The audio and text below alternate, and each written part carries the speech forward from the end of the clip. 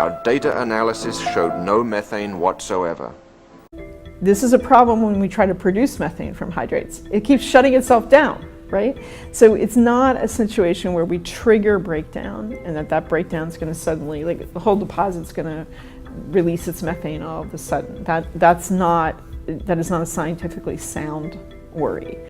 Our data analysis showed no methane whatsoever. This is a problem when we try to produce methane from hydrates. It keeps shutting itself down, right? So it's not a situation where we trigger breakdown and that breakdown is going to suddenly, like the whole deposit's going to release its methane all of a sudden. That is not a scientifically sound worry. Our data analysis showed no methane whatsoever. This is a problem when we try to produce methane from hydrates. It keeps shutting itself down, right? So it's not a situation where we trigger breakdown and that breakdown is going to suddenly, like the whole deposit's going to release its methane all of a sudden. That is not a scientifically sound worry. Our data analysis showed no methane whatsoever. This is a problem when we try to produce methane from hydrates. It keeps shutting itself down, right? So it's not a situation where we trigger breakdown and that breakdown is going to suddenly, like the whole deposit's going to release its methane all of a sudden. That is not a scientifically sound worry.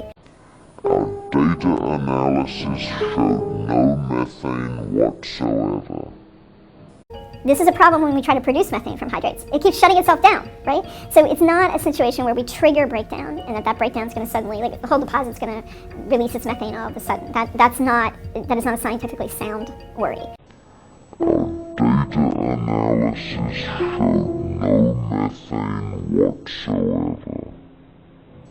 This is a problem when we try to produce methane from hydrates. It keeps shutting itself down, right? So it's not a situation where we trigger breakdown and that breakdown is going to suddenly, like the whole deposit's going to release its methane all of a sudden. That is not a scientifically sound worry. Going south, going south.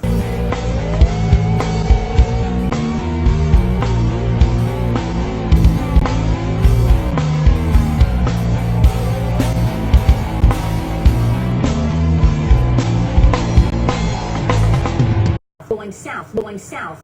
All right, Planet. Welcome to Talking South, episode 10, and this is take 5. It's our 5th try to get this thing online, and it has to be a recording because all these live apps that I paid for on my phone, they're just not working. So anyway, we're not here to talk about apps. We're here to talk about the fiascos of others. And here with me from a sailboat, in a reliable sailboat, I hope, that is working, keeping you dry. Please, don't jinx it. Don't do a Bernie Sanders on me. Yeah, in the Mediterranean, in the Greek oceans, we have Lord Yu, and you've been following the latest developments in Extinction Rebellion, Exile London, on the tube trains. So take it away, Lord Yu. Okay, so I've only got like 1 bar on 4G on this little island in the Ionian where I'm a bit off in the dark. So if we can't sustain the video, we might just have to switch the video off. But okay, so yeah, so I'm with you. I'm presuming you're ready to call the latest XR action a fiasco, and I'm definitely calling it a fiasco. So now, let's qualify. I understand the tactics. I understand where everybody's going. I understand that the aim is to cause disruption, to get the dialogue going. I understand all the tactics. But according to the script, the ideologue, Roger Hallam, he laid out the strategy. Your strategy is a dumpster fire. It is not working. So let's talk about why and what to do next. But now the patient is dying on the gurney. The first thing you have to do is tell the truth. And the truth is your strategy is not working. The rebellion is failing. Something has to change, or we're going to lose this patient. He's going to die.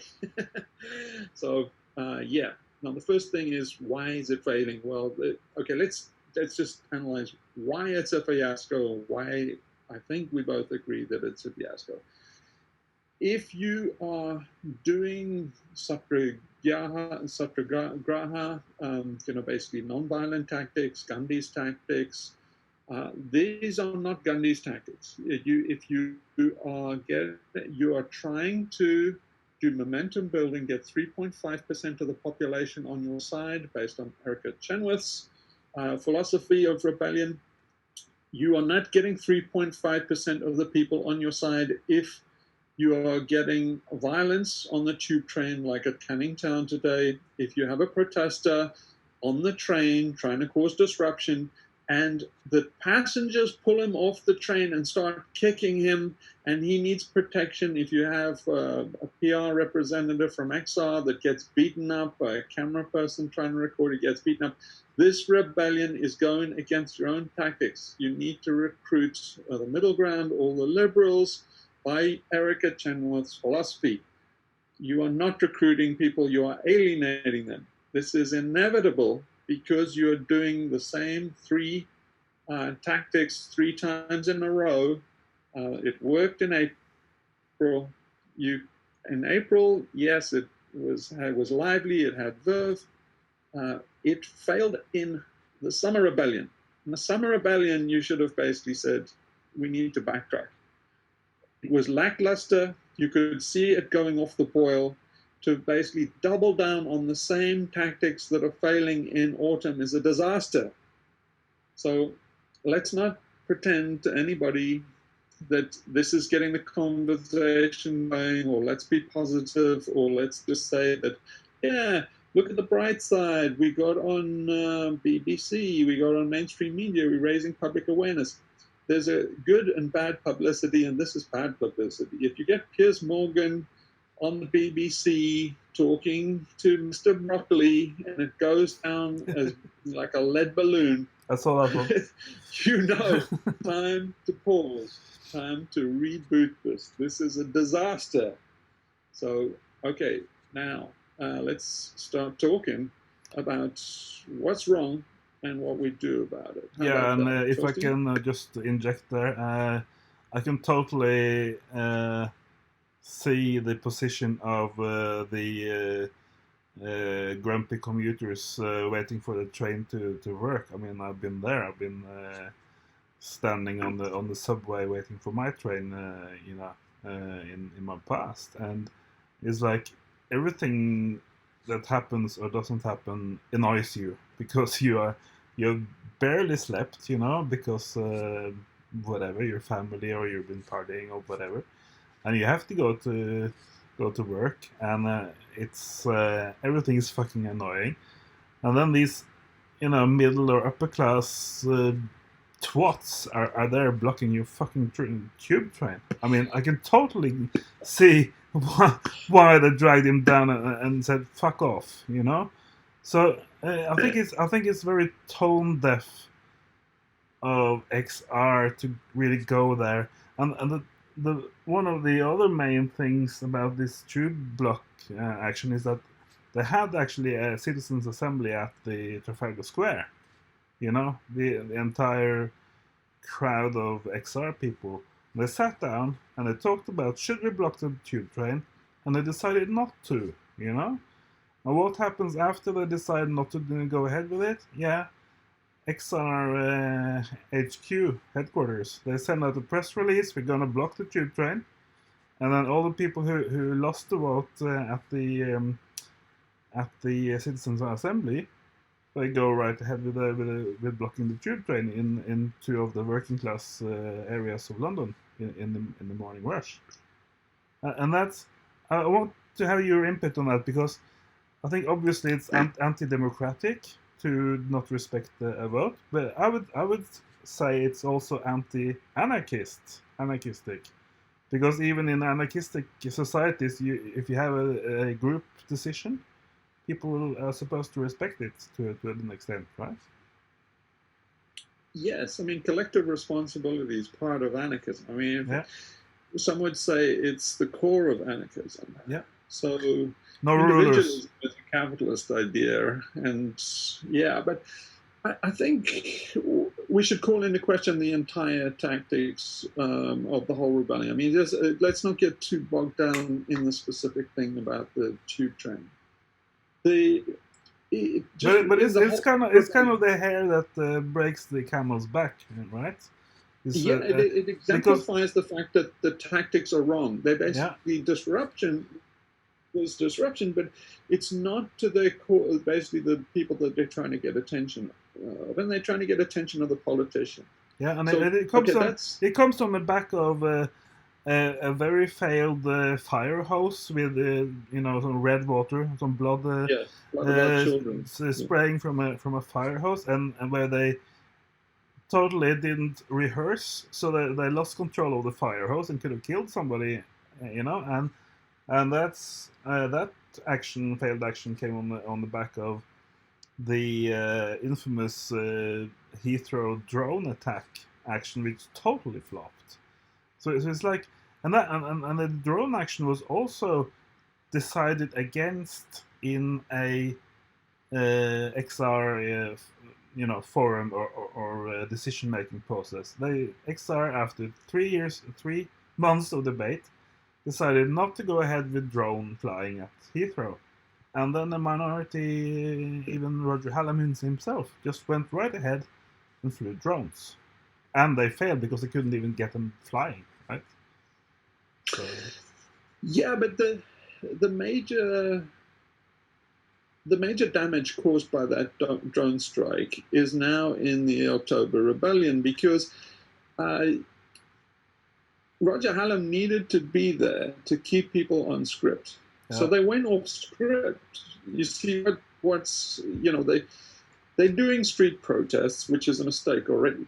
But that is the strategy, so they have to carry on with it. Now, if Roger was there, he would have kept them on script, I think. But now he's in women's scrubs, being arraigned until February next year. February. Wow. It was disastrous planning, disastrous timing to actually basically have the leadership be AWOL at the time when the rebellion was in full swing. So the October Rebellion was doomed from the start, because it was inevitable that the police were going to take more draconian action against it. But that was part of Hallam's strategy. In the Time Is Right, or The Time Is Now, the hard talk video that Roger went around basically prepping everybody for the Autumn Rebellion, he said explicitly what the game plan is. And the game plan is that when the government reacts, you draw them out, show the violence, and when they react, it's supposed to be like the Children's Crusade in Alabama in 1963. And at that point, everybody should have doubled down, and, in Alabama, they put more kids on the buses to bus them in and to amp up the pressure. But because Hallam wasn't there on AWOL, Gail Bradbrook was arrested a couple of days ago. As I understand, they didn't have any guidance. The police immediately banned everybody from the whole of London, protesting in the whole of London, and everybody just rolled over in a supine fashion. And right at the point where, if this was the Children's Crusade, they were supposed to up the ante. So they were supposed to get arrested, and basically, so they failed based on Hallam's strategy, and he can't complain because he wasn't there, and he wasn't there because of the stupid drone strike, which had inevitable consequences that he knew. So basically, it's just reinforcing the fact that they losing respect. They are trying to communicate a very serious message, dressed up as Ronald McDonald. This Krusty the Clown is not a good vehicle for communicating catastrophe. So you can't go and get in a clown suit. You can't do Mr. Broccoli on the BBC with Piers Morgan and try and be funny. You're just losing the public. And the stated aim was to get 3.5% of the public because of Erica Chenoweth's strategy. Now, that strategy is completely flawed. If you let's just talk about the whole thing from Erica Chenoweth onwards. So, okay, Erica Chenoweth and the strategy of 3.5%. To get 3.5% participation and do that kind of momentum building, first of all, it's inapplicable to a liberal democracy. What Erica Chenoweth was talking about is really fascist dictatorships. And the other key point about, she was very emphatic about something which XR now has glossed over, and that she said that 3.5% was not a magic number where magic happened and suddenly you got all your demands met. She said at 3.5%, get this, the police, the army, the security forces come over to the side of the people and they overthrow the government. Yeah. Now, what planet are you on where you think that in a liberal democracy like Britain, you get 3.5% of the people, which is, 2 million people. Okay, but just to put this in proportion, the anti-Brexit march was 1 million people. The government ignored that. But okay, let's say you do double anti-Brexit march and you get 2 million people. In what planet are you on that now, the Metropolitan Police, all the bobbies, the RAF, NATO regiments and stuff suddenly come over to your side and overthrow Parliament? Erica Chenoweth's strategies are misapplied in this situation. Absolutely. Okay, first off, the reason why is this. They're misapplying politics as economics. So Erica Chenoweth and all of these things, MLK, Gandhi, the suffragettes, all these wonderful examples are inappropriate. Why? Because they're politics. Rebellion against climate change is economics. Get it? It's economics. You are trying to use political tactics and social strategies that were developed by the state, the US State Department, to apply to third world dictatorships and get US foreign policy implemented by these kind of strategies by basically, agent provocateurs in these third world countries. You can't take those strategies that the US State Department developed and use them in the US or Britain in a Western democracy. So, if you try and do that, what you're trying to do is get a political outcome in a situation that really is all about economics. So you can't cause disruption on the streets because basically the economic machinery just does a cost-benefit analysis. And to tell you the truth, if you blockade streets in London, the cost is not that much to the capitalist machine or the industrial machine or any of the economics or the financial industry, the insurance industry, and the real estate industry. Basically, the mechanism isn't having much of a hit if you actually blockade streets. There's not much economic impact. No. They will just do a cost-benefit analysis and say that's small change. At the same time, you cause this basically about £1 million pounds worth of damage in London. The London Stock Exchange made 10 billion on fossil fuels, right? Do the economics. It's maths.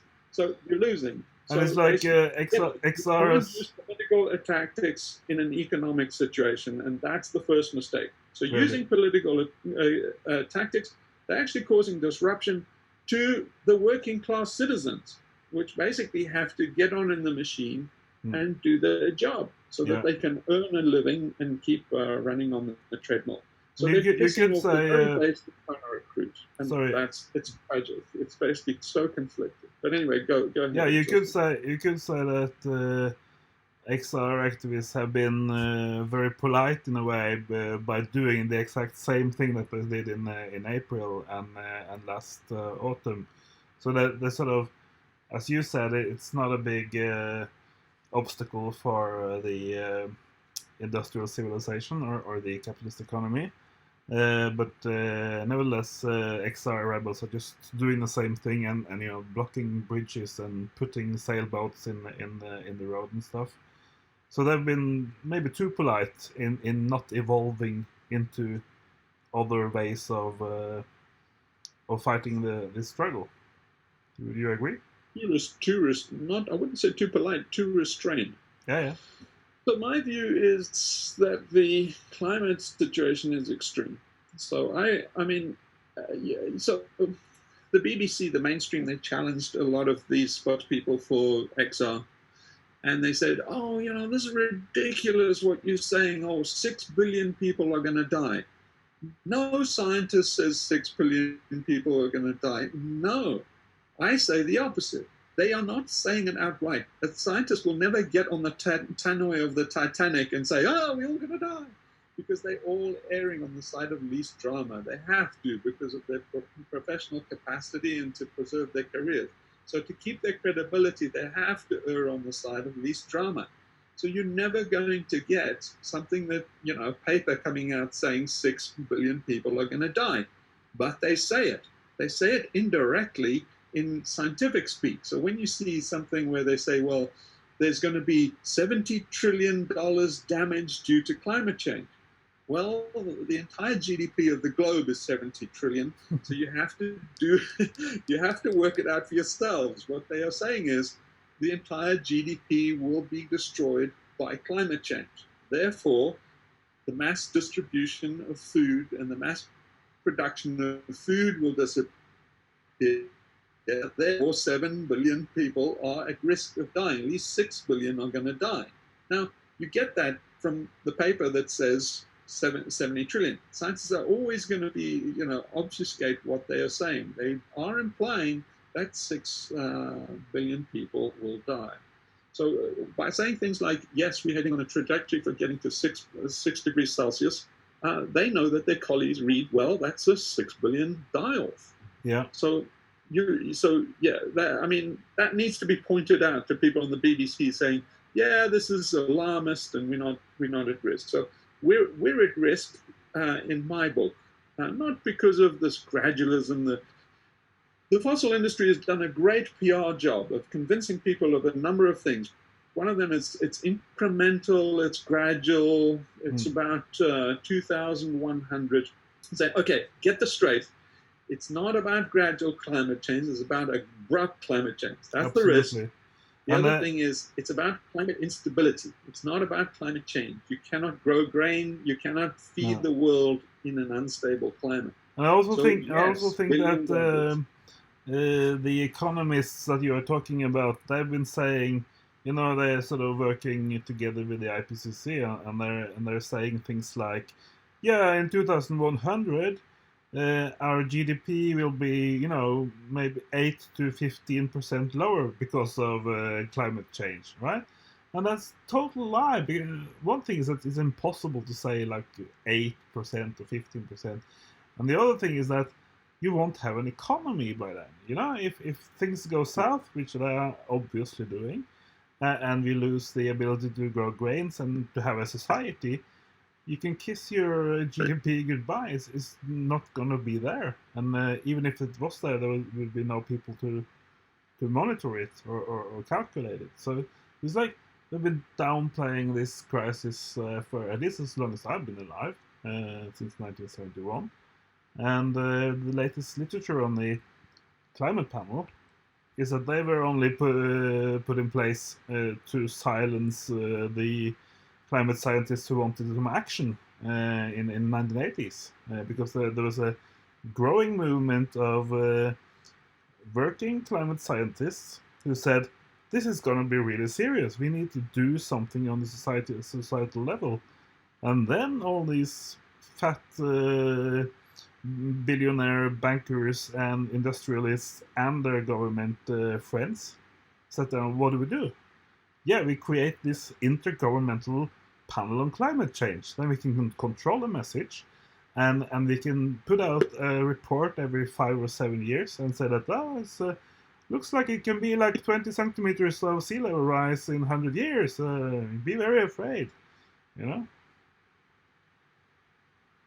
I totally agree. I followed this story from the 80s, and it was exactly as you say. It was just basically to head off basically the concerns of the scientists. And it was entirely disingenuous. Um, uh, I watched the dialogue as it progressed, and one of the important parts of the dialogue in the 80s was how do we present this really disaster scenario to the public. And I watched all the scientists come to a consensus that, based on some good social science, that you cannot make people lose hope. If you make them lose hope, basically they will become apathetic. And so that still is part of the communication methodology to this day, that they will keep the message hopeful and positive. Now, you've seen that even with David Attenborough and the BBC, they always were careful with things like the Blue Planet to make sure that it was always positive, that you always kept up the hope. Yeah. And now recently, say, even the BBC and those kind of nature documentaries, they've been edging to say, even David Attenborough is getting close to saying, guys, it's calamity. There is no hope. We are heading for a collapse. And so, we have to start thinking more in terms of adaptation, like Jem Bendel's adaptation, and far less in terms of how do we avoid the catastrophe. Talking about the climate emergency as a problem to be solved is very unhelpful. Yeah, basically, it's not an engineering problem that needs to be fixed. No. It's you just have to pick up some plastic from the beach when you go on your Sunday stroll, and that's. Or worse, you put up a solar panel and stop flying, and you can carry on consuming. Yeah. It's like, so what XR? Okay. Exxon needs to tell the truth. The first truth is to say, guys, it's over. Industrial society is over. We've reached the limit. We are not carrying this on with nuclear. We are not transitioning to renewable energy. These are all magical thinking. They're delusional. It's time to basically say, guys, there is no way out. There is going to be a mass die-off. There are 7.7 billion people on the planet. We cannot transition. There's no time to transition to some other kind of green utopia or Green New Deal. There is no way to feed these people if we carry on with business as usual, because basically we're getting to the point where there's not enough water. There's going to be crop failures due to climate change. And so you cannot feed that number of people as we are today. So you have no choice. There's going to be a die-off. You must get that message in soon, because really, ultimately, what's at stake is how far that die-off goes.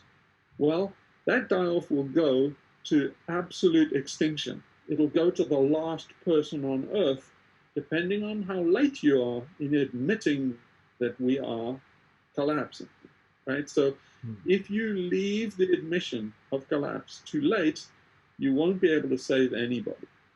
Yeah. The sooner people admit around the world that this is a mass extinction, including humans, the greater the chance is that even a handful of people survive. And if, basically, as soon as we bite the bullet, the more that's left of the ecology of the planet. So that's important if we go extinct. That something else lives on after us, even if it's just a cockroach. But it's also important from the fact that if there are pockets of people that actually survive the collapse of this industrial society, that they will have the best chance possible. And that's the point that we're at now. We're not at the point where we're deciding how to transition off these harmful things onto better things and carry on. Even if you took that strategy, we would only have a few years left because of basically exponential growth. Yeah. So, because of exponential growth, you come up with any solution, nuclear, whatever, magic wand, and say, whatever your magic wand fix is, I can say, yep, and then the population doubles, and your fix doesn't work anymore. So the kind of If it doesn't fail, then just wait another year, and then basically the doubling will make it fail again. So we have to admit that basically collapse is unavoidable, and get off this dialogue of, we need to appeal to politicians to do something. No, that's the politicians would do something if they could. Is my feeling. Yeah. The fact that there is inaction on the politician part, I tend to think that it's because they know better than the public that there is nothing that can be done. I agree. And if you look at the very nice, very polite Easter Rebellion, which was also, very sort of cool and happening in London in April, right?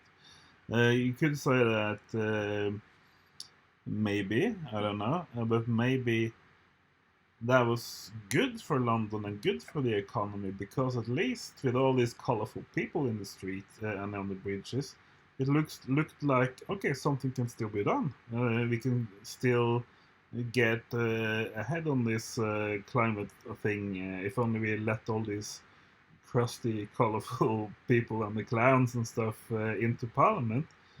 Then we will be saved, so I can totally see why a city like London, which always has sort of been hip and happening, and the latest cool stuff, it's been in London, right? At least as long as I live. Why that is allowed to go ahead, because it looks like there is a development and some movement towards doing something. And I think both of you and I know that there's nothing to do, and the little things they are saying they will do, like in the Paris Agreement or in the UK Parliament with the Climate Emergency Declaration, is just hot air and just words, right? Yeah, I mean, it's very trendy and very avant-garde to be leading a controversial issue that everybody's concerned about, like climate change. But I think we need to be more on track with what Jim Bendel is saying. So now, if you have a look at Jim Bendel, he's just released this video where he's at a Zen retreat, which is not a good sign in terms of the fact that it looks like he's checked out. Just the message that he's at a Zen retreat. Yeah. So this is a guy that's given up. But okay, he says some very interesting things, that are more in terms of a rebellion and more in terms of getting close to talking about insurrection. But anyway, I think these are good topics for adaptation. And the thing that really impressed me about what Jim Bendel said was that this system really is going to hang itself. Now, when he said that, his body language was awful, and the way he said it was awful. Okay, he knows that he's lying to himself, and we know that he's lying to himself. Is that this system is not going to hang itself. It's going to need encouragement. It's going to need assistance, right? So we have to start thinking in terms of how we assist this system to hang itself. Okay, so in that respect, the reformers, the people that want to transition, Green New Deals and things are probably the worst thing for the rebellion. So I think it's time to get off Erica Chenoweth's, misapplied strategy, because it implies that you have to do momentum building, and that implies that you have to really basically have a big tent and be non-judgmental about all sorts of crazy stuff, just to build numbers. You have to be very open to any philosophy, and you have to be agnostic to any kind of political persuasion, just because you have to be neutral enough to build the numbers. But then you hang yourself, because you can't be effective in actually doing something like helping the system to hang itself. A lot of the people are reformers and think that the system can be reformed. So a lot of the people come on board thinking, oh, it's all about nuclear, and then they have to back off saying, well, well, we don't, XR is not in the business of telling people what the solutions are. We just basically getting the rebellion going and telling the government they must do something, which has massive assumptions. One of the biggest is that the government can actually do anything, which is really up in the air. And then the second thing is that you would want the government to do anything, right? The government can only do growth. They can't do degrowth. So automatically, by the mere fact that you're appealing to the government to do something, you've put degrowth and deindustrialization, rewilding off the table. Yeah. Now, I would say that making the system hang itself means exactly those three things: deindustrialization, degrowth, and rewilding. So you can only put those on the table when you get off this Erica Chenoweth strategy of basically consensus building. Because it's not a consensus viewpoint. You see, what has happened in Canning Town on the tube train, looking at the Joe Public rebel against XR, basically get violent. I mean, this is a non-violent rebellion, and you're seeing the public get violent against it. That means the public is more committed to the cause, to their cause, than XR. XR doesn't actually have the courage of their convictions. You saw that they didn't have the courage of their convictions when the police actually shut down London, and they all complied. They all rolled over. They didn't do, basically the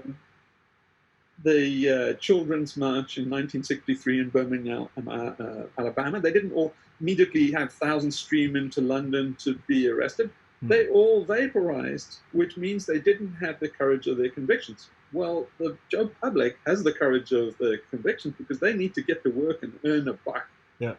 And so what you're looking at is more like something that's dependency. So it's like a drug dependency, and you're looking at somebody that's more like an addict.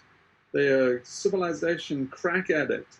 And that's what you saw those people pulling the XR rebels off that train, was they're saying, don't get between me and my addiction. Yeah. So XR has to think of it more in terms of an addiction. Now, people have said to me, like, oh, you can't go to war against the public. Well, they say that because of Erica Chenoweth and momentum building. I say, you have to go to war against the public, in the sense that they have Stockholm syndrome, and you have to think of it more in terms of getting into an intervention on their drug habit.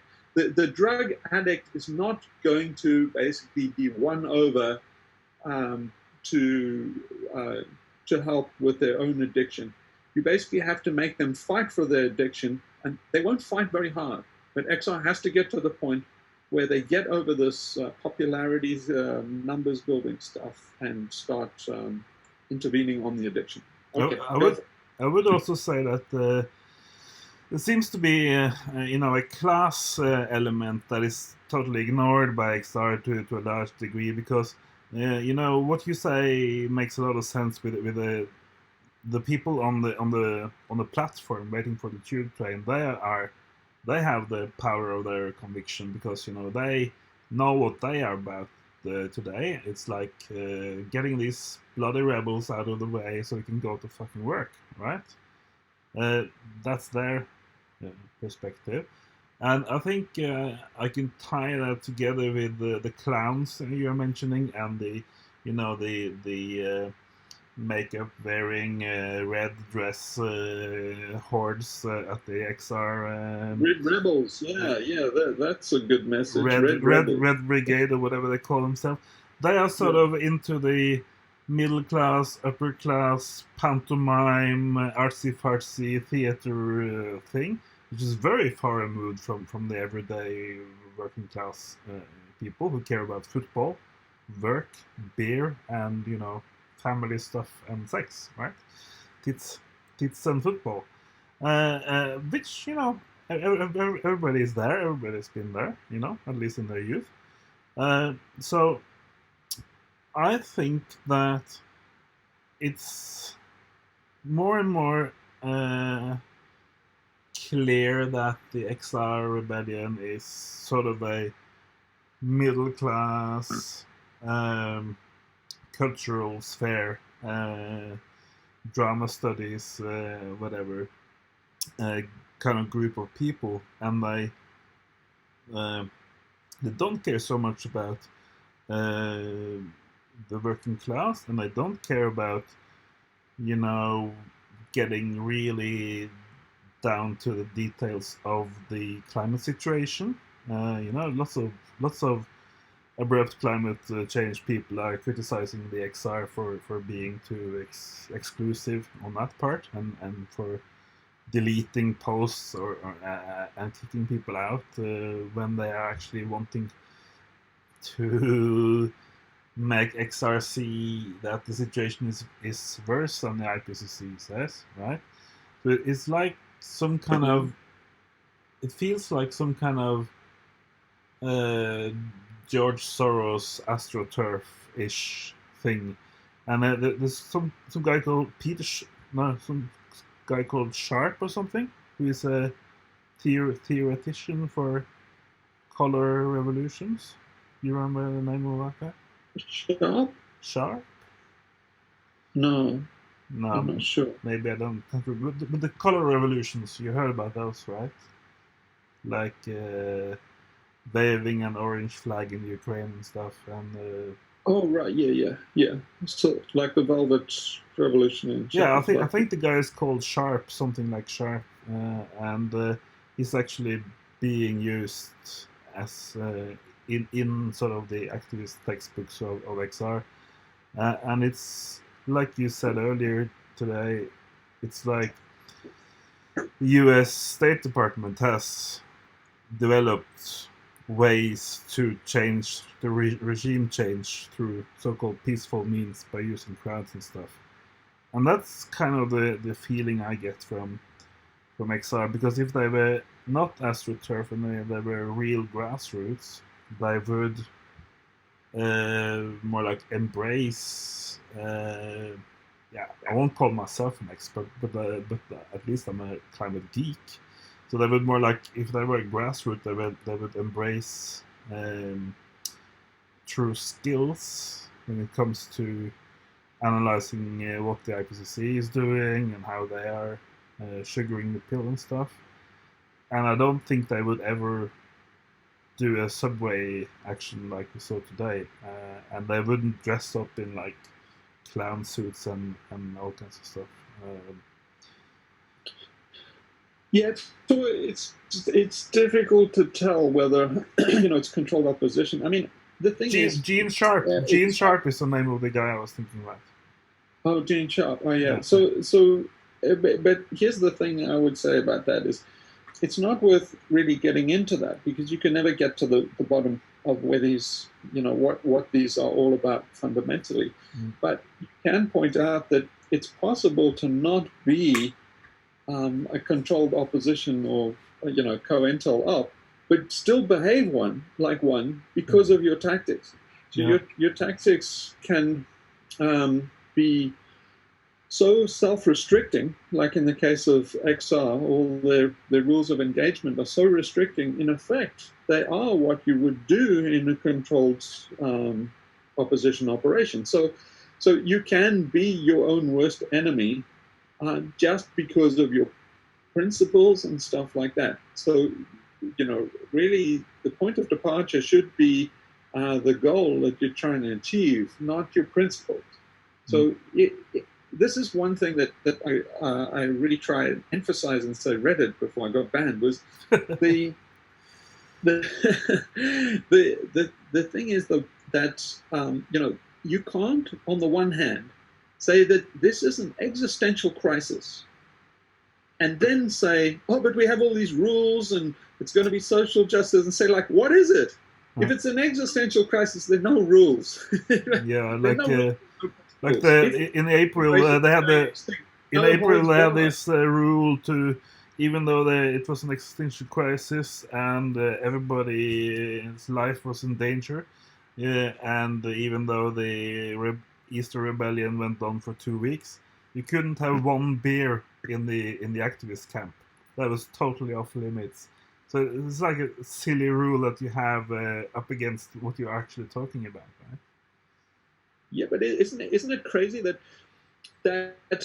you don't have the courage of your convictions if you get dressed up in a clown suit to bring this message that the world is on fire, and to be the canary in the coal mine and all these things that they're telling themselves. They're like, tell the truth and act as if it's true. But if you really believe that there is an existential crisis, then to act as if it's true means that there's no holds barred, right? So get rid of all the principles, say like, what do we have to do? To say like, we're not going to just say what needs to be done.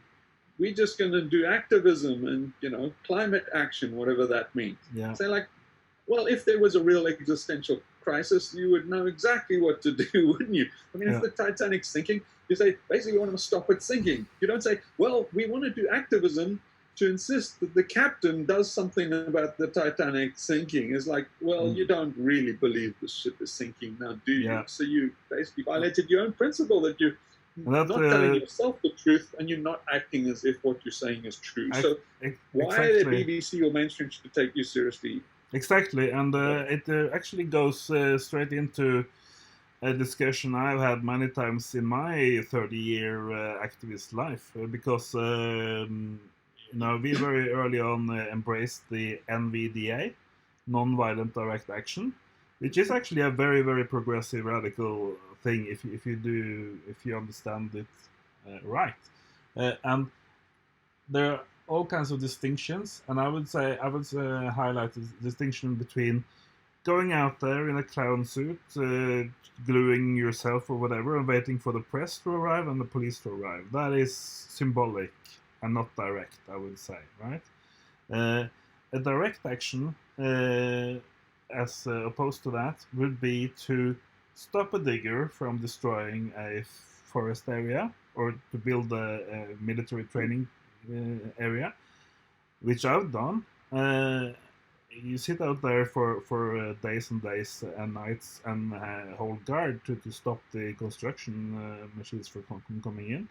So direct action, non-violent direct action, is to directly stop or prevent or do something, right? Whilst the more traditional symbolic action is getting your face in the paper, basically, in a newspaper. And I think, as I said on Facebook, on the XR groups today, you'd get in the media if you went and attacked a Jewish cemetery, but it's not all kinds of media exposures are gonna put you in a good light, because we all know what kind of groups would destroy a Jewish cemetery, right? So they're sort of become like media horse or whatever you call it. People just want media attention. It's almost like taking a nude picture of yourself in your bathroom and putting it on Instagram. It's like attention horse basically. Yeah, they're basically dick pics for climate change.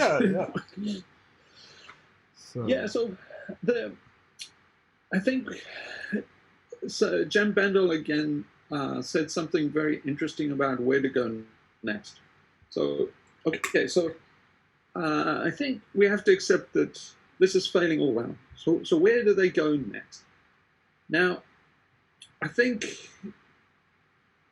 it's time to get off the streets, right? The streets are owned by the establishment. It's time to get sophisticated. And it's time to go for the jugular. You're talking about direct action, like going for a digger. Here's the problem with these things, is that diggers and planes and, all these kind of things, attacking at that point is very, very far down the supply chain.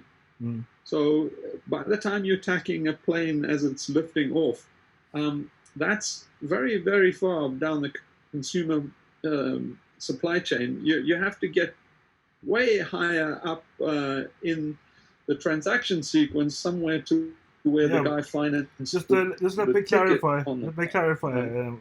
Very quickly, because when I was in the Newbury bypass anti-motorway action in England in Yeah, in I was nine- right there in yeah, Winchester. in Yeah, it was- 1996. There was a guy called Swampy who became a very famous media activist, but he didn't want to be in the media, but you know he was such a good activist, so he came in the media, and he went on to block the construction of a new runway at Heathrow or some other major airport, and what I mean about direct action as opposed to symbolic action was that they didn't run out in the runway construction area to get their picture in the paper. They ran out during the night and dug themselves in, literally. They dug tunnels under the construction area and chained themselves inside those tunnels so they could very difficultly be taken out. That's the kind of direct action I'm talking about. Not stopping individual planes taking off from a new runway, but actually going in there to physically stop using your body, whatever, an unwanted development. You see what I mean? So you can actually go up high up in the chain and try to stop a high up development using direct action and not waiting for the police, not waiting to be arrested, but you know, trying to delay it or stop it physically. I think though it's not thinking big enough.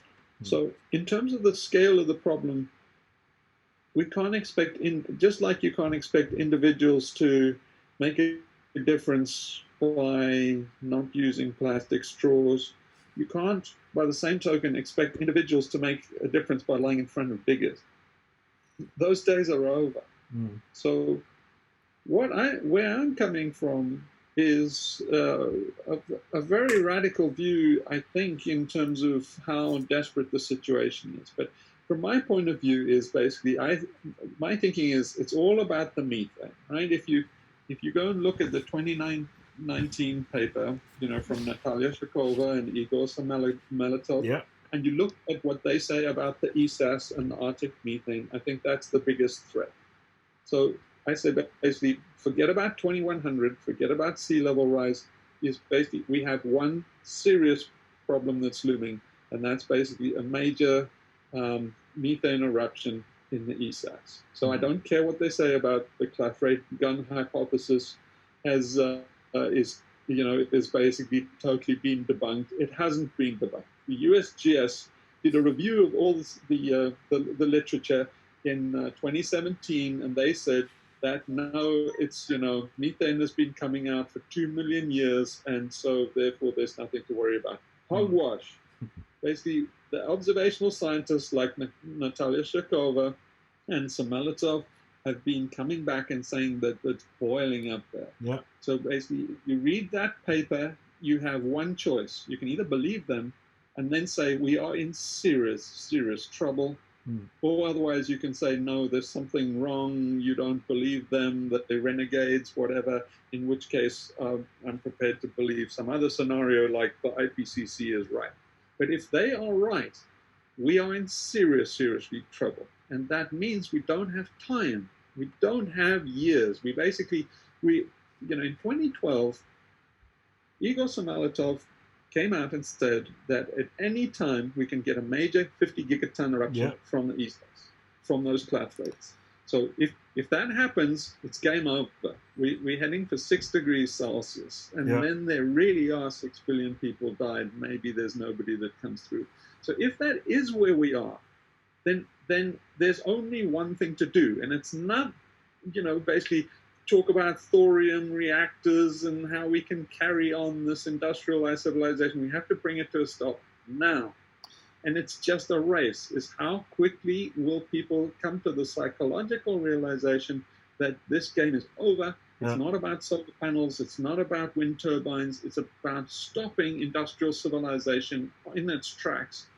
Just taking the global dimming consequences and just seeing what we have left. But to do that, basically, there has to be a radical monkey wrenching. Basically, it comes down to basically halting the industrial machine. The global economy has to be seized in its tracks. And that's that's what we're on about. The methane situation in the Arctic is very linked to how soon the Arctic sea ice is going away. And that's the only reason I, for instance, am charting and following the sea ice, which I will do right after we hang up today. I will continue this stream with some decade analysis of what the sea ice has done for the past decades, which is actually showing a fingerprint of the methane situation in midsummer in the graphs itself, and that's also the main reason. Yeah, you said you were thrown out of the XR Reddit subreddit, and I've had my conflicts with XR as well, and they always started because I've studied this Arctic stuff for like 5 years, like every week, almost every day, and I know for a fact, by studying the data itself, I know for a fact that the IPCC is sugaring the pill and trying to sell a watered down version of climate change. Like you said, gradualism, we just need to cut 5% or 10% in 30 years from now or whatever. So I know that the situation is like for me and my computer crashed the other week, where I tried for 8 days again and again to just remove these files and reinstall this and do all these kinds of small fixes on my computer system. And in the end, the only thing that worked was to delete the entire system. if you get the double meaning. So I had to just eradicate the entire system on my Mac, and then get a new system up from scratch, and delete everything. And that's what you have to do, because gradualism doesn't work in this kind of abrupt climate change world. And I think almost everyone who is paid to do this, everyone who's trying to solve climate change, they're trying to solve it for 2100 or 2200, because that's they still believe that that's when it's going to really hit the fan. So that's why when we should start solving it, right? You have to solve it for 2022, right? Well, you're more of an expert on this than me, but it all hangs on the Arctic climate science as far as I can see. And my assessment from just, gleaning stuff really from the internet and talking to people like you and just looking at Climate Reanalyzer and stuff like that is I watch Climate Reanalyzer every single day for a year now. Okay. The Arctic temperature anomaly is off the charts, literally off the charts. Yeah. The charts go up to 6 degrees Celsius temperature anomaly for the sea surface temperature. Mm. It's been 6 degrees on the ESAS for most of the summer. Yeah. You cannot tell me this thing is on average 58 meters deep. You cannot tell me there's a 6 degree temperature anomaly. It's higher. It's about 2 degrees Celsius surface temperature. You want to tell me that basically permafrost cap on the clathrates is basically going to be intact? And Sameletov and Shakova are saying that it's breaking up. It's only a few meters deep, and there's 15 kilometers deep of clathrates underneath it. Yeah. So this is easily the biggest danger we face. So if it's not the biggest danger, we at least need scientists to tell us that it's not critically dangerous. Because by my analysis, I think that, correct me if I'm wrong, but I think that Arctic climate scientists are saying somewhere between 2022 and 2025, we're going to get the blue ocean event. Now, I can't see after a blue ocean event that we've got long in terms of the clathrates. So we're really talking 2022 to 2025. Thereafter, we're throwing dice. Yeah, and I totally agree with you. If your strategy is... But if it's your strategy is carbon neutral by 2025, it's like, tell me what that does for the fucking clat rates. Yeah. No, The thing is like, it's climate justice, or basically animal XR, or basically be going vegan. What does that do for the clat rates in the Arctic? It's basically I totally agree with you, and I slack think we need to talk about or think about what are we doing when a solution is not forthcoming because the solution is not possible. You know, it's like if you jump out from the Empire State Building, you know, and then there's concrete street below, you can't really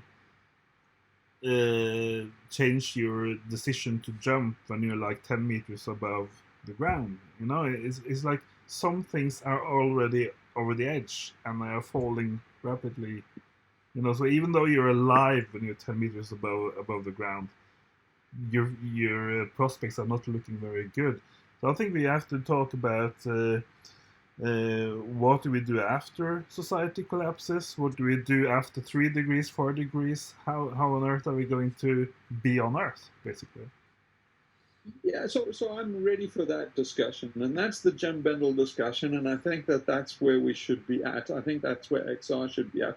I understand that people might not quite be there yet, but personally, this is the way I see it, because I've worked with systems, you know, my whole life. You know, my whole working career, 30 years.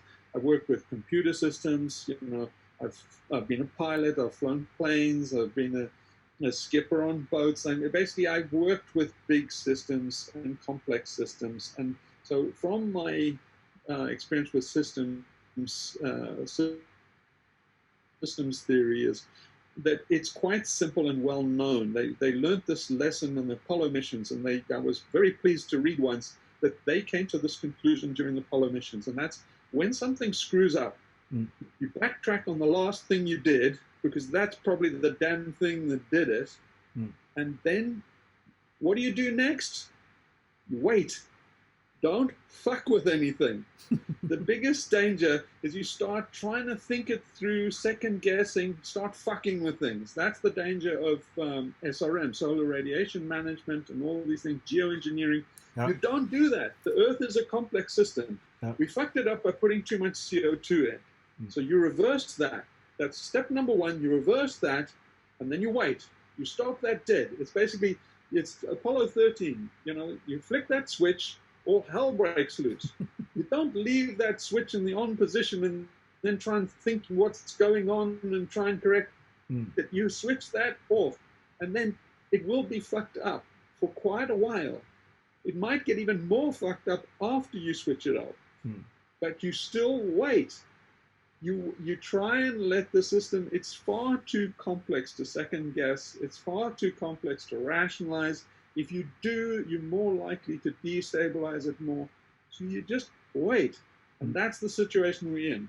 We know we've done industrial society. It's no use talking about the damage we've done since, you know, basically a baseline in when the Industrial Revolution started. We said we started the Industrial Revolution, it fucked up. We stopped the Industrial Revolution and wait.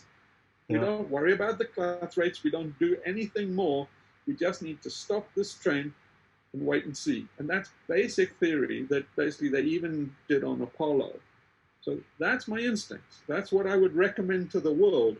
But it means basically billions of people are going to die. If you stop this machine, billions of people are going to die. I'm saying, like, yeah, tough decision, but that's something we have to come to terms with, is billions of people are going to die. Now we just have to determine how many. But really, if anybody is surviving, including ourselves, including people in Britain and Exxon, if they are surviving on the global production and distribution of food, particularly grains like rice, you know, they're going to have to make plans, but we have to shut the system down. It's basically the same situation like you're in a submarine, and you've got to get the watertight doors closed. Now, everybody on a submarine knows that you have to get through that door because they're going to shut it in your face. It's just, you know, and they accept that because that's the price you pay to save the crew. Yeah. The majority of the crew will be saved if you shut the watertight door in the face of all the guys in the forward compartments. And that's where we are in the world situation is, a lot of people in urban areas and in the cities, they can't be sustained if we pull the plug. Now, they're never going to pull the plug on themselves. So it means that we have to basically take radical action to close the watertight doors in people's faces. And we just, it's a question of when we can get realistic and come to that conclusion. So I would say the very first thing is to see, are Chenoweth and company correct? Because it's a very, very serious consequence if you decide to basically cripple the system. Yeah, and that was a discussion. That was a discussion that I wanted to have when I joined the XR climate forums and online and stuff. I wanted to have exactly that discussion with people, with other skilled people within XR who knows one or two things about the climate. So is this really this serious? Are there any reasons to not believe them? Blah, blah, blah. Lots of discussions to be having, like real discussions, not discussions where you try to win the other one over, but discussions where you bring facts and stuff on the table, right? But Yeah. there seems to be no interest whatsoever within the XR ranks about having that discussion. And, they actually they put out a climate change fact sheet. This XR HQ, the headquarters, back in March, April. And you know what? Extinction Rebellion's climate change fact sheet for activists doesn't mention the Arctic and doesn't mention ice at all, even though and they ice in the Arctic feedback loops, right? Yeah, they I think, but even though the crucial thing. Even though ice and frozen ground in the Arctic, like the permafrost, is very fast taking over as the biggest carbon emitter on the planet. Humans are number 2. We are a good number 2. We used to be number 1, but these days, because of the melting and stuff that we've set in the fires, the fires to me are looking so obviously like a feedback loop. Yeah. They are, and they're releasing huge amounts of carbon and soot as well. Well, if the fires are bigger next in 2020 than they were in 2029, then we're on the short fuse. Yeah, because that's a feedback loop that would carry on no matter what we do with industrial emissions. So I think it all comes down to it comes down to a phenomenon I've witnessed many times through my long activist life. Is like people, I sort of come from let's say a large part of my background is like scientific, natural sciences, right? But I have philosophy and literature and stuff as well, but forget about that. But people seem to think that they chose social science or history or other fields of study, and they believe that they can use social science to understand the Arctic. They can there's a danger that we're using politics to understand economics. So I think they can look at the people who are studying the Arctic. Oh, he's got a long beard. What does that mean? I think they can use social studies in order to figure out what the situation is under the Arctic Ocean and how deep the layers of methane are, and they can't be told. Sadly, they can't be told that they are wrong. That now you actually have to study the molecules and the Catharate ice itself. That's the only way to gain knowledge about this. And you have to use logic. Well, you have to take things in the order of threat, right? So I think the biggest threat is what Chenoweth and Symbolic have said. So basically, just reiterating, I think that basically the first thing is to just see if they're true. If they're true, then basically how much time have we got? And I think we both agree it's somewhere between 2022 and 2025 2025 before things really are, you really are rolling the dice hard. The probabilities are getting high of a catastrophic methane burst. But if that is the case, we really are on a timeline before 2025. And so then if you're sure of that, it means that you have to stop the system, no matter what anybody says. Now, it's a question of how do you stop the global industrial system? And I think it can be done relatively easy. I think 300 people in the right places could do it. So when people like Jim Bendel and such come out, like he did in his video, they mentioned this thing like truthteller.life. It's kind of a whistleblowing site where they kind of imagine people will come and expose the underbelly of this toxic system and say like, yeah, and it's XR doesn't have time to be Julian Assange, right? And we don't need Julian Assange everybody knows this is a toxic system. You don't need to gild the lily. You don't need to tell everybody, what Exxon did or what they knew for 40 years. Everybody knows, right? Let's move on and say, but that site is useful. What that site needs to do is not say, this is what I heard, this is the reports that I co-authored that proved that Exxon knew this, and they're like, you need to basically get all these points of sensitive dependence in the system doxed. So that all these people that know the sensitive points of the system, they know the choke points, they know all the vulnerabilities of the system, and under the pretext that you basically showing to the world how vulnerable the system is and making it more robust, basically being a good citizen and reporting the holes in the fences, that really you dox the system's vulnerabilities so that basically people can use, let's call a variety of tactics somewhere down the line. Because at some point, we're going to need to use a variety of tactics. Yeah. You know what I mean by that expression, right? Yeah, I know what you mean. So basically, that site, that whistleblowing site, I think should be used for that purpose, basically as insurance for the fact that we need a good list of targets when people start basically dismantling the system.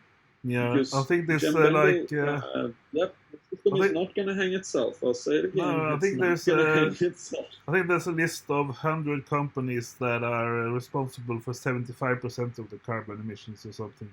So some people that's not going to the root, right? The root is the financial system. Ultimately, it's you got to go to the root, and where the whole system is most vulnerable is in the financial system. Is my belief, but Exxon has to get sophisticated. I heard Gail Bradbrook talking about about going after banks, and she obviously doesn't know what the bloody retail and commercial banking is. She honestly thinks that you could go and blockade one branch of a bank and then it'll carry on and all other. A branch of a bank is a retail branch, right? Yeah. Retail branches are only open so that they can get people off the street to get loans. Yeah. The bank does not want your money. They just basically giving you retail banking, taking a loss. It causes a loss. Banking, when you bank with a bank, it's a loss. Retail banking is a loss maker. They only do it because they want a loan. So forget about your view of retail banks and blockading a bank, right? There's the financial system. There are trillions of dollars exchanged in financial exchanges. The bearer instruments. There's the derivatives market. You've got to get sophisticated. You've got to learn about this. They honestly thought, people like Rupert Reed honestly thought that you could basically shut down the London Stock Exchange by basically going down to Bank or Threadneedle Street and blockading the exchange. The exchange is not there, you morons. The exchange is in a greenfield site. Yeah, it's like the bank is like computer centers that are bomb-proof in a greenfield site well out of the city. Those need to be doxed, right? You need, at some stage, we'll be on a short fuse, and those things need to be doxed. XR can do a valuable contribution. A whistleblower site like that, the guys that work there, they know what that site is vulnerable. They can basically, and on the basis of telling the world, doing a good citizen thing and explaining to the world that there's a very vulnerable piece of infrastructure right Yeah, in this computer center that nobody knows it, out in some greenfield site. Let me just go back 4 minutes here, because a variety of tactics is all good and well, but we have to have a better understanding, I think, of the Arctic system and what you were talking about. So the thing is that, yeah, maybe the blue ocean and the clathrates, the methane blows like in 2025, or maybe in 28, or maybe in 38. The big thing is that we know that it is past the point where it will not blow. Do you understand? So it's like we know sure that, because I yeah think we should make sure no that yeah first, we and know then basically start a variety we of know tactics. absolutely sure you know absolutely for certain that we are past the point where it will not blow. So it's like, does it happen this year, next year, next decade, in 2 decades? We don't know. Maybe 40% of it happens in 1 decade, and But and the rest of it, can we stop it blowing? no. If we stopped all the CO2 emissions now, No, it doesn't matter, because the Arctic is already like 4 or 5 degrees warmer than it used to be, and SNS, Semiletto, and Shakova, they documented in a report how the thawing of the subsea layers is like half a meter or something, and accelerating, right? Yeah. Every year it thaws like 30 to 50 centimeters. 16 centimeters, yeah. Yeah, and that is ramping up. That is going faster and faster, and sooner or Yeah. later you're gonna hit huge pockets of ice or open gas, even free gas, and that is all. Everything is dependent on how hot the Arctic Ocean has become, and it is already warm enough. If you take all the layers, warmer layers further down, further below, it's already warm enough to melt the Arctic sea ice over and over many times. It's just a matter of how many storms can you get to mix the layers and stuff. But if we're in, you're saying we're in runaway already. If you look at the exponential curve, it's like it's not going very fast here, but it will go very fast up here. So it's like if we stop we have already gone into a nosedive for the Arctic sea ice, because the Arctic Ocean is warming more and more every year, and that will there's no other way for the seafloor to react but thaw. It's right. But can we refreeze? Inescapable. Can we refreeze the Arctic? No.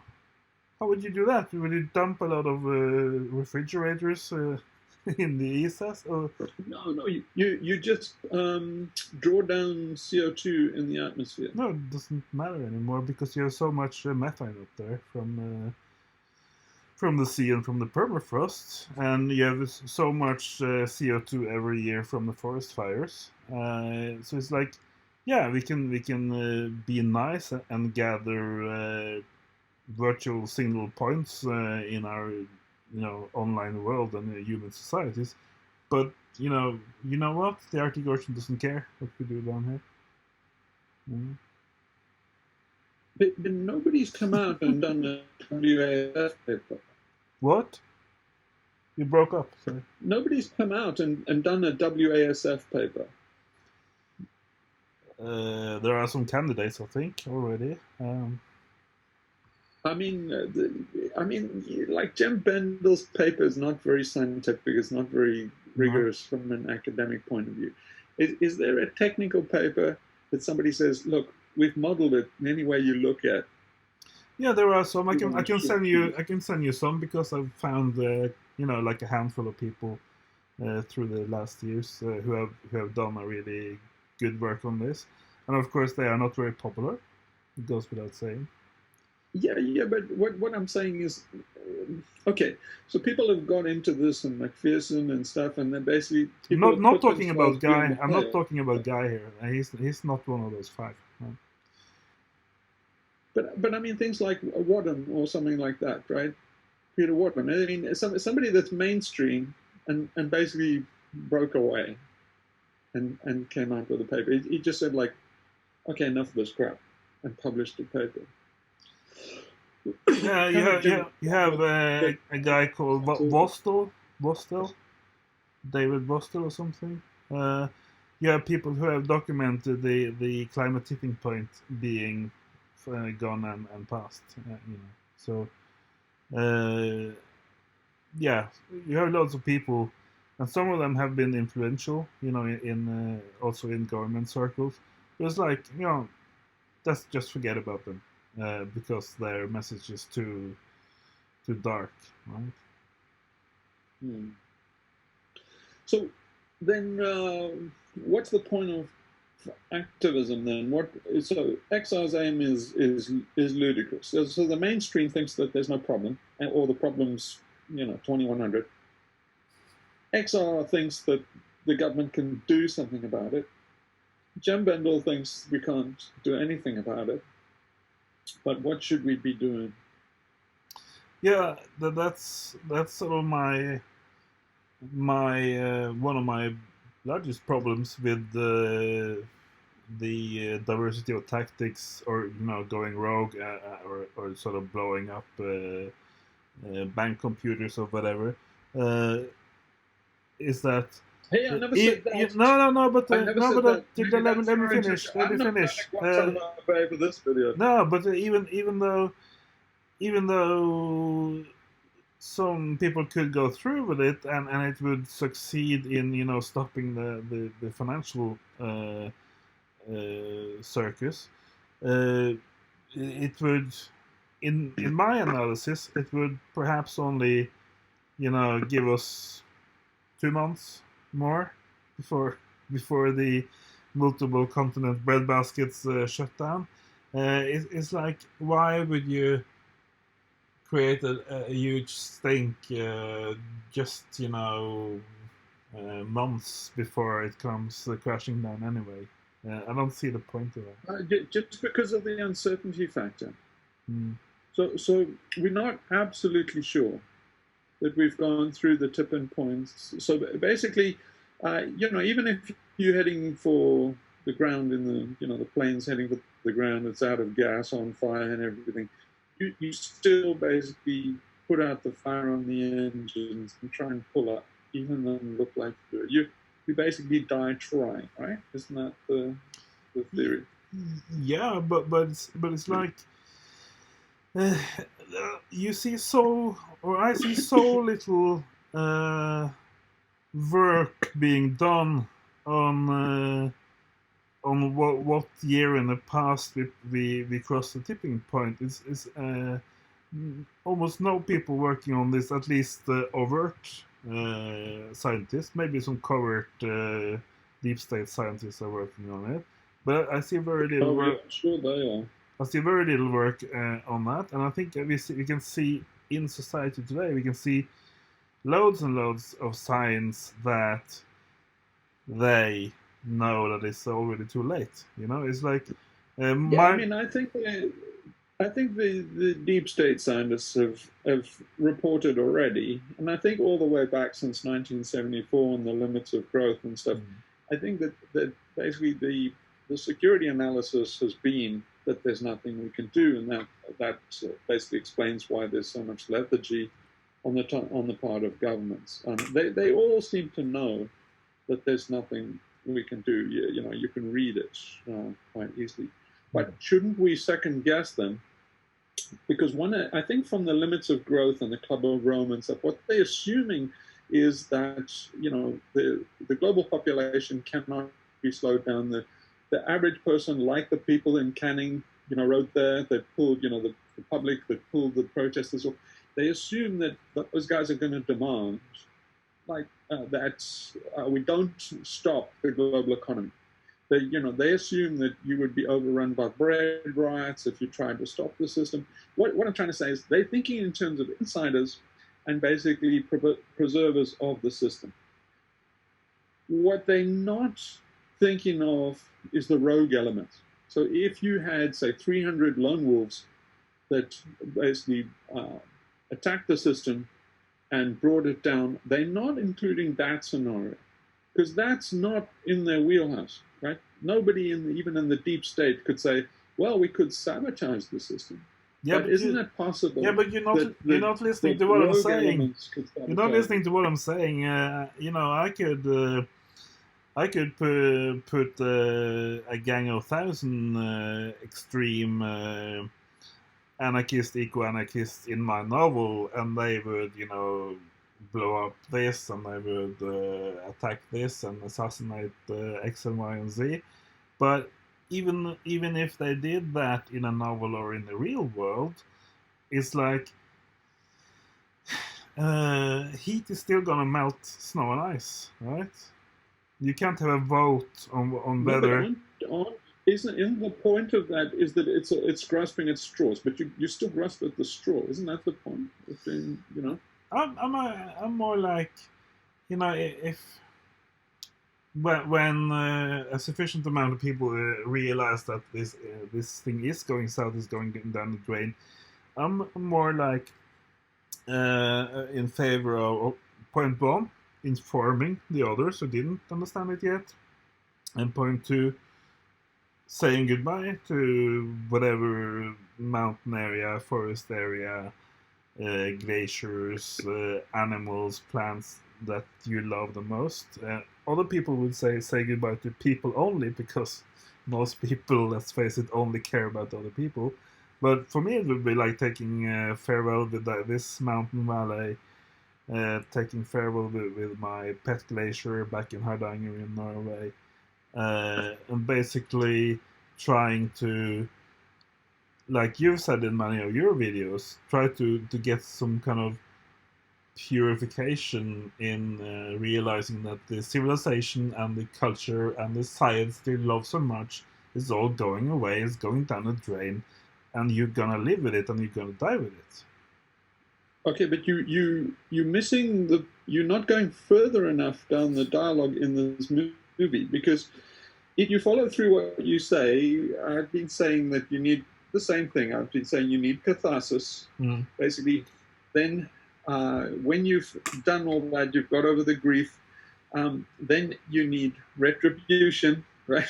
That's one of the things that everybody misses, that basically round this off, and the rightness is all, is you need a period of retribution. You can't deny yourself that. That's one of the things XR wants to do, and say we don't have a blame culture. Yes, we do. Even though this part of your brain says we don't have a blame culture, 99% of the rest of your brain says, yes, we need to get even. Yeah. So we need retribution. That's part of reconciliation. You can't have reconciliation that's just all forgiveness. You need retribution, and then you can have reconciliation. So get over it. We need retribution. Forget about your no blame culture. There needs to be blame. And I think we saw retribution on. I think we saw retribution on the subway this morning in London. There was retribution. Yeah, okay, but that's unenlightened retribution. I mean, guys that know that we're on the skids. So then this is when you know we're on the skids. So then once you have that, then you basically do what you're saying. That's basically reconciliation and saying goodbye and catharsis, right? So all of this doesn't take very long. Then you've got all that wrapped up. What do? You don't go back to work, get on the subtrain, go back to your job. What do you do at that point? Well, I'll tell you what you do. Ataraxia. So part of ataraxia is, okay, it's Butch Cassidy and the Sundance Kid. Butch Cassidy and the Sundance Kid, if you remember the final scene, they all hold up, they're never going to get out of this alive. They're in a barn, they know it's quits. Right? So they do all that, say their prayers, make their peace with God, and then what do? They come out shooting. So that's what I'm saying is there's this come out shooting part. So go through all of this, get to catharsis, and then it's ataraxia. It's basically you go down fighting. And so that's why I'm saying, I mean, like, okay, say if a few thousand people watch this video, right? I'm not talking to all the naysayers and all the guys that have some clever dick thing to say and saying, I'm talking to like 10 people out of this that basically can listen to me and hear what I'm saying. I'm saying, you know, I'm saying 2 words: lone wolf, lone wolf, lone wolf. That's Okay? 3 words. 6 words. 6 words. Okay, it's 6 words. 3 times 2 words. Lone wolf, lone wolf, lone wolf. I'm saying that basically there are guys out here that can hear what I'm saying that in the history of this planet, we've come to the brink so many times, and they're the unsung heroes. There's basically been a Soviet guy that, you know, refused to launch the missiles when it looked like there was a strike. Kim Philby saved the world by informing Stalin.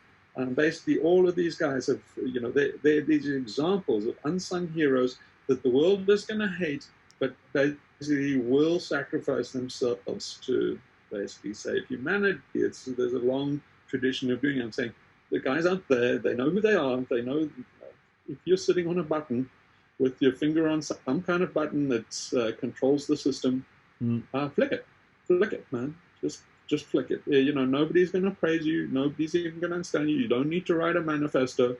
You can either dox it, put it on something like a whistleblower website like XRScott, or flip it. You know, if you understand the situation, you say it's not trying to save it as much as it is, you know, ataraxia, the attitude that you choose to go out with after reconciliation, retribution, grief, and catharsis. There's still, then you gird your loins and you go out there in a blaze of fire. That's my message, right? Going out in a blaze of glory. It was failed miserably, but I'm hoping it's incubating these, you know, a frustrated group of people. Only needs a handful, but a frustrated group of people. I'm hoping it's incubating them to take on this task, and then maybe we get lucky. Maybe there's some people left. Maybe there's some of the ecology left, even if we all die out. I think we're both in agreement that you know we want as much preserved of the ecosystem as possible, and that's the way to do it, right? Yeah, and in Norway, there's been a recurring debate ever since the government in the south dammed the huge mountain valley for the Sami people, where the reindeer herders are living. There was a huge conflict back then, and then there's been a debate in like eco-philosophy circles about whether or not it would be morally right to blow up that dam, right? You know, not damaging any people or anything. But just blow it up because it was a mistake. Even the Prime Minister Brundtland, who built it, admitted as much. It was a mistake and a violent assault on the Sami indigenous people. So if you're gonna be a lone wolf, and I wouldn't recommend it, even if it had been legal to recommend it, I wouldn't recommend it. Then at least I would go blowing up like that, those kinds of installations in nature that are actually killing the salmon, actually taking the grasslands away from the reindeer and that kind of stuff. But I don't like that kind of action, because that's a very high personal cost to not much benefit. I would only say to somebody that knew, you know, there are all these people that sit in boring jobs at some of the crucial infrastructure that people don't know about, that could, you know, basically I would say you don't want to do an action like this unless you know that it's going to have very far-reaching consequences. So basically, I'm not saying go monkey wrench stuff.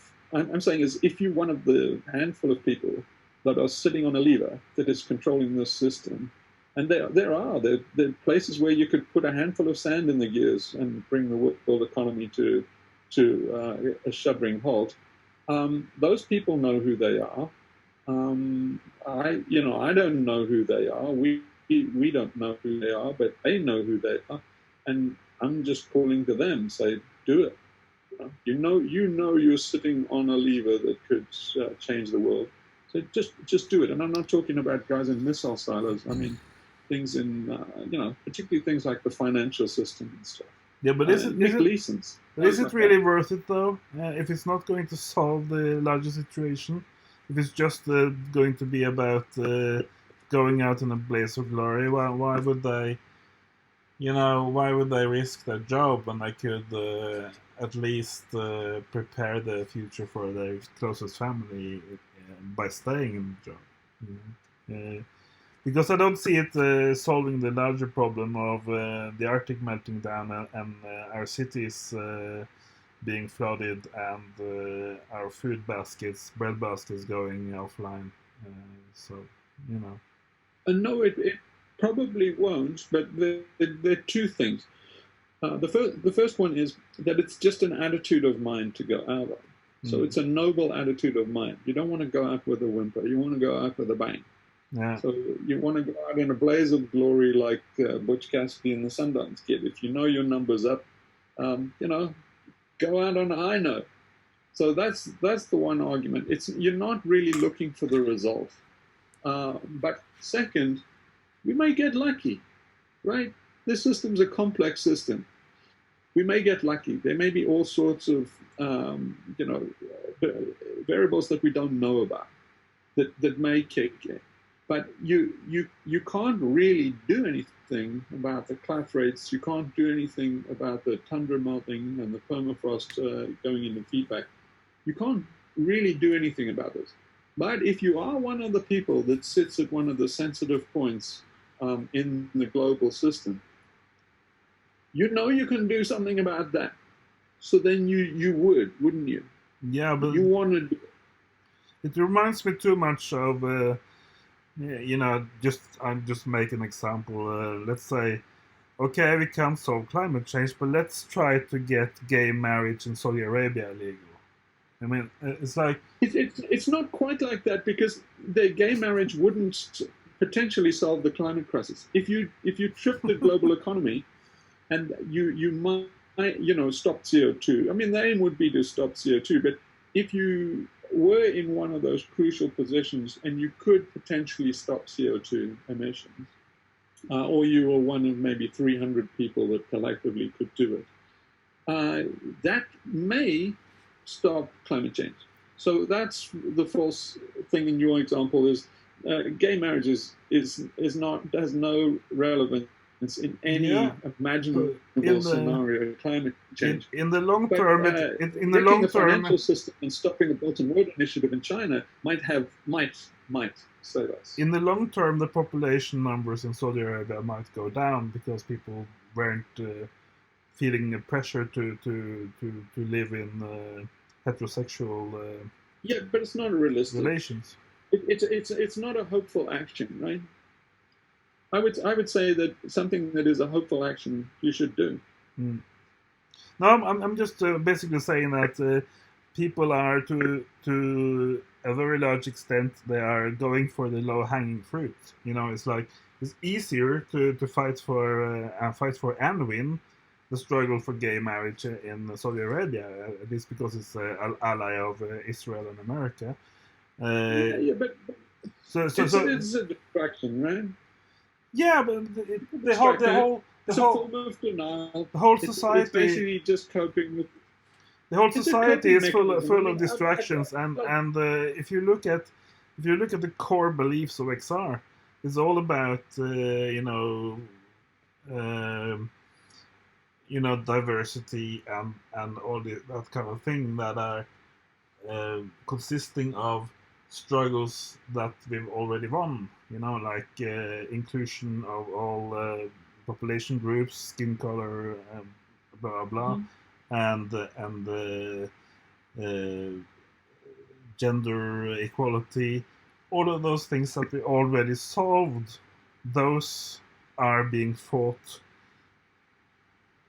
equally as important within XR as the climate thing. And you got this co-founder of XR coming out earlier this year with a piece in Medium saying that XR is not about climate.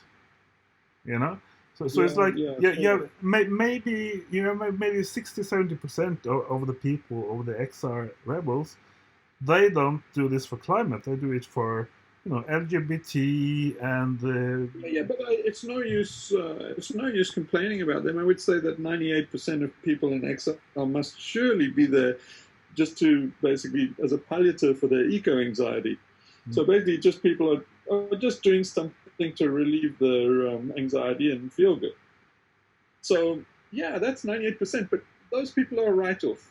You're never going to be able to do anything for them. I'm hoping in this video to talk to the frustrated people that realize what we just said. Yeah. Basically, because I think the genesis of XR's finished. I mean, come on. At this stage, they can do a debt strike. They can go after the financial system. But any way you look at it, I said before in these videos, 3 strikes and you're out. They've done the 3 strikes. They're out. They're just going through the motions from here. They can, sure, I could give them a strategy to go after the financial industry and try and pick it up. But the reason why they're out is they're on that 20 to 30 year track now, right? They've lost credibility. They basically, now they have to do a correction. You can never win back your credibility, right? They'll never dig themselves out of this hole after they've done 3 strikes. So, yeah, okay, they can fulfill some kind of function, but now they are the CND, they're Greenpeace, they're just an NGO, they're just some crusties on the fringe whining about climate change. And eventually everybody will catch up and say, hey, XR, we're right. That will be 2 decades too late. Yeah. So they're irrelevant. But here's the thing. What I think their genesis is that there must be people that are frustrated, and they are incubating a group of people that would probably be the 300 or so people that, I would talk to and say, lone wolf. One word. 2 words. But that's my message to XR right there. I mean, you can go, carry on, but now you're a club. You're just an eco-anxiety club, and you might as well just go for feel-good things. But Jem Bendel is way ahead of the curve, and I think now Jem Bendel picks up the baton. He has the torch. Go, Jem, go. That's how I would like to end this video. It's like I always say, if I have to dance in the revolution, it's not my revolution. Yeah. Now you've given yourself away. You and Emma Goldman. Hey, guys, anybody watching this video, we're not anarchists. Don't listen to them. We're not anarchists. And also, I would like to add a disclaimer here. Obviously, for all you watching, both my colleague Lord Yu and I are climate fiction novelists, so we've only been talking about fictional narratives in this video. So if you got any idea from watching this to do this or that, that's all in your head, because we're just talking about possible narratives inside a fictional context, right? I'm writing every day. The book will be coming out shortly and probably self-published for 99 cents. Look out for it. Excellent. And Torsten's book too. So, yeah, these are just ideas for a novel. 2 novels. Anybody in the deep state wants to read the novel, that's cool too. But I don't want to be like Roger Hallam said, hey, prison's just a book club. That's what he said in that time. His now thing is like, I don't want to be in his book club. Okay. Okay, anyway. Author to author. Thanks a lot. Thank you very much, Lord, and good luck with your novel. And let's have a little competition to be the first one out with a novel, right? Yep. Fist bump. Fist bump. Fist bump. Bye.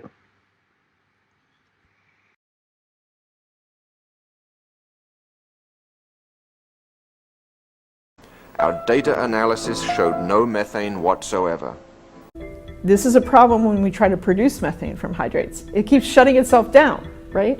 So it's not a situation where we trigger breakdown and that breakdown is going to suddenly, like the whole deposit's going to release its methane all of a sudden. That is not a scientifically sound worry. Our data analysis showed no methane whatsoever.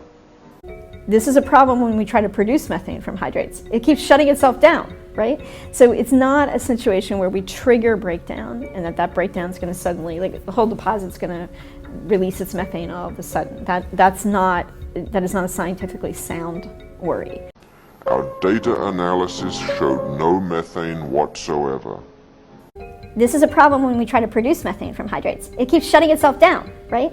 So it's not a situation where we trigger breakdown and that breakdown is going to suddenly, like the whole deposit's going to release its methane all of a sudden. That is not a scientifically sound worry. Our data analysis showed no methane whatsoever. This is a problem when we try to produce methane from hydrates. It keeps shutting itself down, right? So it's not a situation where we trigger breakdown and that breakdown is going to suddenly, like the whole deposit's going to release its methane all of a sudden. That is not a scientifically sound worry. Our data analysis showed no methane whatsoever. This is a problem when we try to produce methane from hydrates. It keeps shutting itself down, right? So it's not a situation where we trigger breakdown and that breakdown is going to suddenly, like the whole deposit's going to release its methane all of a sudden. That is not a scientifically sound worry. Our data analysis showed no methane whatsoever. This is a problem when we try to produce methane from hydrates. It keeps shutting itself down, right? So it's not a situation where we trigger breakdown and that breakdown is going to suddenly, like the whole deposit's going to release its methane all of a sudden. That is not a scientifically sound worry. Going south, going south.